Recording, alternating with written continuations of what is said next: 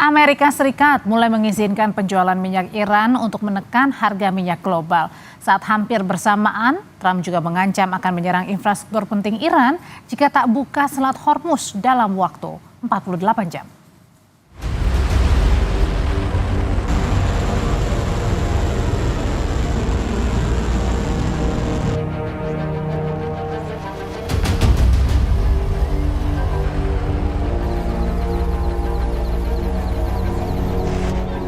Amerika Serikat mulai melonggarkan sanksi terhadap sebagian stok minyak Iran di laut untuk menambah pasokan dan menekan harga minyak global.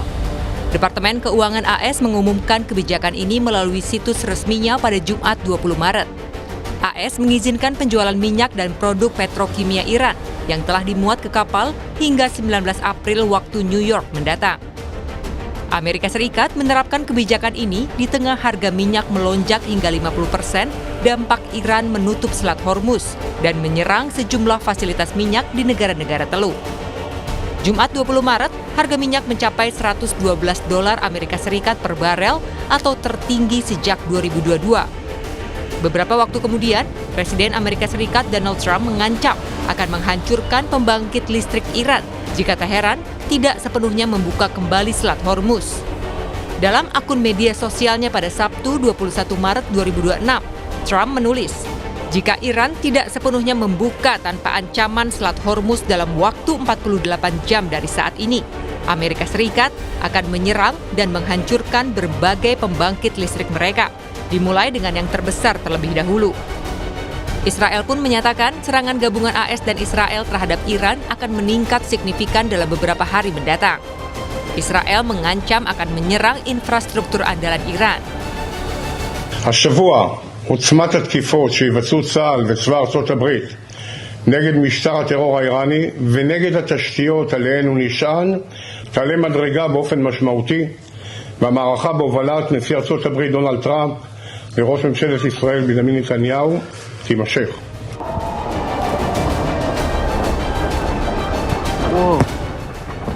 Iran menjawab ancaman AS dan Israel dengan memastikan akan menyerang balik infrastruktur mereka. Iran klaim angkatan bersenjata dan kekuatan udara Amerika Serikat dan Israel dalam kendali Teheran. اقتدار هوشمندانه نیروهای مسلح و آسمان بالای سرتان در اختیار ماست. این را ثابت کرده ایم.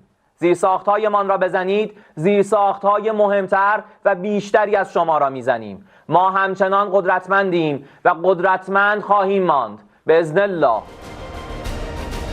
Perang Amerika Serikat dan Israel terhadap Iran telah masuk minggu keempat sejak 28 Februari lalu. Sebagai pertahanan, hingga kini Iran masih menutup Selat Hormuz, urat nadi 20% pasokan minyak dunia bagi sekutu AS dan Israel.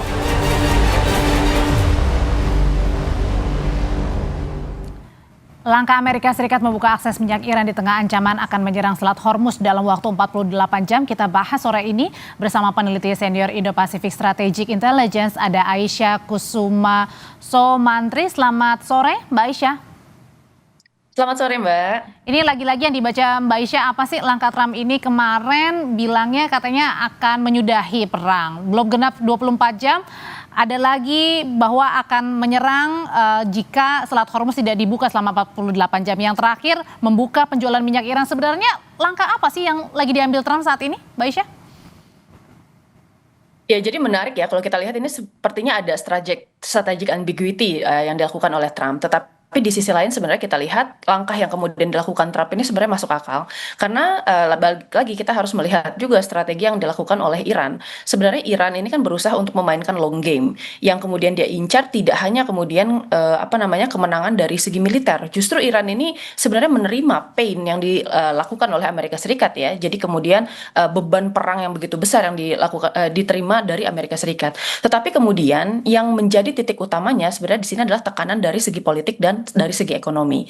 Nah, Trump administration ini sudah mendapatkan kritikan yang sangat keras, baik itu dari dunia internasional maupun dari dalam negerinya sendiri, untuk kemudian bisa menurunkan harga minyak. Karena sejauh ini harga minyak sudah hampir menaiki 50% ya dibandingkan dengan harga awalnya, yang tadinya hanya sekitar 60 sampai 70 dolar per barel, lalu kemudian dia naik sampai sekitar 100 ya. Nah, sebenarnya ini strategi Trump dalam kemudian mengangkat sanksi di Selat Hormuz ini dianggap sebagai salah satu cara untuk bisa stabilizing global economy. Karena dilihat di sini bahwa tadi ya ketika supply-nya naik dan minyak yang kemudian sudah ada di perairan Selat Hormuz itu bisa dibuka aksesnya, kemudian harga di level global ini bisa stabil juga. Jadi sebenarnya ini merupakan sesuatu yang mungkin kelihatannya dari luar counterintuitive, tetapi sebenarnya ini masuk akal ketika kita bicara bahwa ini merupakan cara untuk justru mendelegitimize ya strateginya Iran dalam berusaha untuk menaikkan harga minyak serta menekan global ekonomi di situ. Tapi di sini juga bisa dibaca nggak bahwa jangan-jangan nih Amerika Serikat dalam hal ini adalah Trump ini justru melemah nih dayanya? Yang kita lihat di sini sebenarnya memang mungkin ada beberapa indikator yang mungkin bisa kita lihat ya. Yang pertama adalah kenaikan harga-harga barang yang disertai dengan kenaikan harga minyak. Yang kedua adalah kemudian oil reserve, karena kemarin kita tahu bahwa beberapa negara yang kemudian dekat dengan Amerika Serikat itu sudah membuka oil reserve-nya. Yang ketiga adalah US-nya sendiri yang kemudian sudah mulai ya kemudian tapping dari oil reserve tersebut, sehingga menimbulkan tadi kekhawatiran dari segi dunia global. Nah, kalau kita lihat di sini memang Amerika Serikat ini ada di dalam strategic disadvantage, karena dari awal kita lihat serangannya ini selalu berpola direct attack gitu ya, melalui siege warfare, dari serangan udara dan lain-lain. Dan kita kira kita perlu menerima juga bahwa Iran ini juga mengalami kerusakan yang luar biasa, terutama karena kemudian fasilitas-fasilitas publiknya serta kemudian pengolahan energinya ini telah terserang oleh Amerika Serikat, serta tadi ya banyak sekali pimpinan-pimpinan politiknya yang juga akhirnya meninggal karena serangan-serangan tersebut. Tetapi perlu kita lihat di sini bahwa ya Amerika Serikat ini tetap punya kekuatan yang sangat besar. Akan tetapi yang namanya power itu harus dilihat secara kontekstual gitu ya. Tidak bisa kemudian yang namanya direct attack bisa melawan secara langsung sebuah pertahanan yang kemudian dilakukan secara indirect melalui kemudian protracted war, melalui serangan yang ditujukan kepada global economy dan kemudian secara political pressure di dalam negeri. Harus ada kemudian penanganan yang seperti itu. Jadi saya rasa ini adalah bentuk strategi Amerika Serikat dalam menyesuaikan bentuk peperangan dari Iran. Karena pada akhirnya berarti artinya belum tentu bahwa Amerika saat ini melemah begitu ya? Belum tentu. Saya rasa ini merupakan salah satu cara Amerika Serikat untuk bisa menyesuaikan diri kepada pola perang yang kemudian dibentuk oleh Iran. Karena Iran ini sadar bahwa tadi ya kalau heads on itu pasti kalah. Tetapi kemudian akhirnya dia menarik kemudian bentuk peperangannya ke arah protracted war, dan ini merupakan cara Amerika Serikat untuk mengurangi dampak dari strategi Iran di level global. Termasuk Jadi juga sebenarnya saya rasa Oke, termasuk ya, juga nggak apa-apa, mungkin dari Trump sendiri juga mungkin apakah terdesak juga di dalam internal sendiri karena kan dia akan melangsungkan election lagi ya. Apakah ini juga akan mempengaruhi kebijakan-kebijakan setiap kebijakan yang diambil Trump sekarang? Ya, saya rasa begitu karena sebentar lagi midterm election dan kita lihat sebenarnya yang namanya politician pasti tujuannya hanya satu, yaitu terpilih lagi dan mempertahankan tampuk kekuasaannya di negaranya tersebut sehingga kemudian bisa berlanjut ya.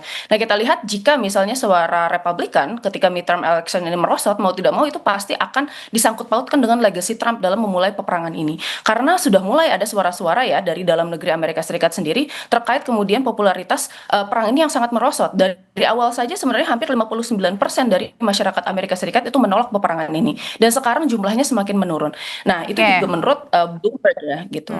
Oke, Mbak, tapi kan ketika Amerika Serikat mengancam jika Selat Hormuz tak dibuka ya selama 48 jam, maka Amerika akan mengancam atau akan menyerang pembangkit listrik. Nah, sebaliknya Iran pun juga memperingatkan akan menargetkan infrastruktur AS dan juga sekutunya jika Amerika berani nih menyerang pembangkit listrik. Apakah ini kemudian sama-sama artinya keduanya punya nyali yang besar akan saling serang ketika Amerika Serikat duluan yang menyerang pembangkit listriknya Iran? Dan Iran akan seperti apa?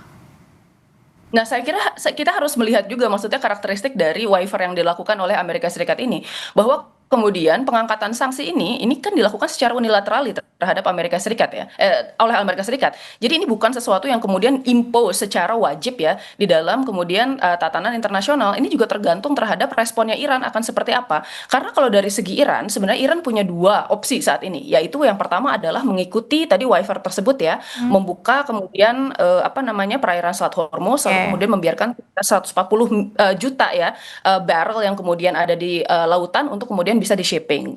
Iran punya keuntungan, yaitu keuntungannya adalah mendapatkan tadi benefit secara ekonomi untuk kemudian bisa funding negaranya, membangun kerusakan perang, serta kemudian bahkan memasok kekuatan perangnya ya. Nah, lalu yang kedua adalah untuk kemudian bisa menolak waiver tersebut, dan ini sah-sah saja sebenarnya dalam hukum internasional. Nah, yang kita lihat di sini bahwa sebenarnya ketika itu terjadi, nah Iran ini sebenarnya akan kemudian memperkuat dan mempertegas strateginya tersebut. Strateginya apa? Nah, strateginya tadi yang menekankan tekanan ekonomi kepada level global, sehingga kemudian tekanan terhadap Amerika Serikat sangat kuat, sehingga tadi terdapat juga tekanan politik di dalam negerinya, karena tadi masalah ekonomi tersebut ini tidak bisa terselesaikan ya oleh kemudian Presiden Donald Trump. Jadi ada dua pilihan tersebut. Nah, sejauh ini kalau kita lihat belum ada statement resmi dari pemerintah Iran terkait kemudian waiver Amerika ini. Nah, kita lihat seperti ya. Ya, jadi Mbak Isya, artinya adalah Iran bertahan dengan menutup Selat Hormuz, tapi satu sisi Amerika Serikat mengancam akan